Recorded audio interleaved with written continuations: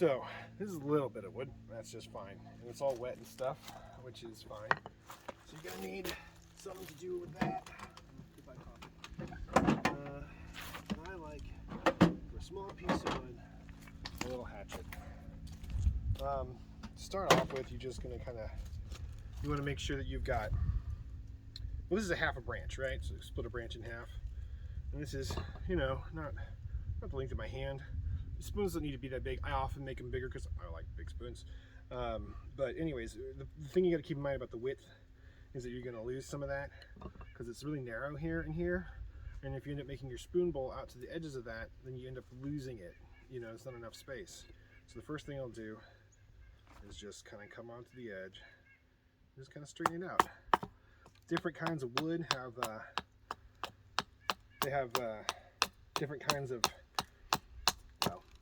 wood. No, basically you got the bark, then you got the cambium, and you get your green wood, or your actual like living wood, I should say, and then you got your heartwood, which is sort of like the bones of the tree.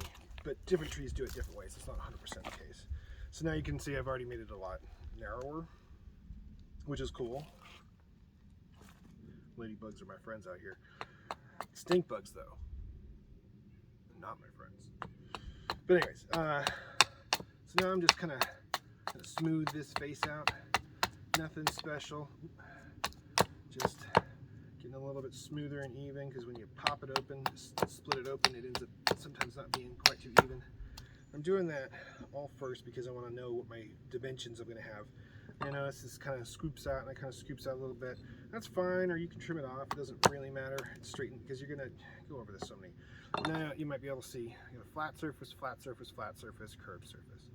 Now you can keep this. You can work from this, and you know, try and use the bark as the outside spoon, you know, as the outside of the spoon, and have the spoon bowl drop down. All kinds of stuff at this point. I'm gonna keep it straightforward. I'm just gonna get rid of this. So let's see if this really wants to split open for me well. There are a couple ways you can do it, but this may look dangerous, but you'll notice I'm keeping the wood in my hands all together, and I've done it a lot and haven't yet cut a finger off. So maybe I'm lucky. Or maybe I just, you know, keep it together. And at a certain point, if it doesn't just pop off, that's okay. Just keep chopping.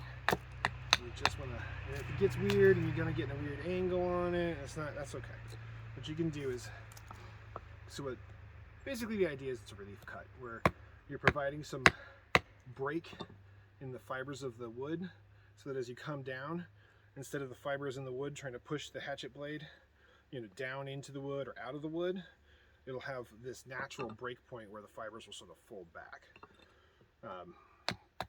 And that can make it really easy to just keep that nice and straight. See how easy that just popped right off? Now that I put some, you know, some relief cuts in there, basically. All right, and at that point, you've got your blank. Just a little bit of wood, and yeah, from there you're going to need to get a template.